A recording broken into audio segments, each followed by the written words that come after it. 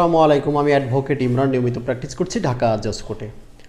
আপনারা অযথা কেউ মিথ্যা হয়রানিমূলক যৌতুকের মামলা অথবা নারী নির্যাতন মামলা দায়ের করবেন না। নারীদের ক্ষেত্রে এটি খুবই সতর্কমূলক পোস্ট, কারণ নারীরা সকলের কথা শুনে, অর্থাৎ আশেপাশে লোকের কথা শুনে, বন্ধু বান্ধবী অথবা মা বাবার কথা শুনে তালাকের পরেও গিয়ে এই স্বামীর বিরুদ্ধে একটি যৌতুক অথবা নারী নির্যাতন মামলা দায়ের করে দেন। দেখা যায় এই মামলায় কোনোভাবেই আপনি প্রমাণ করতে পারলেন না বা ব্যর্থ হলেন, সেই ক্ষেত্রে আপনার সাবেক স্বামী যদি চতুর হয়ে থাকেন, সে আপনার বিরুদ্ধে একটি কাউন্টার মামলা দায়ের করতে পারে।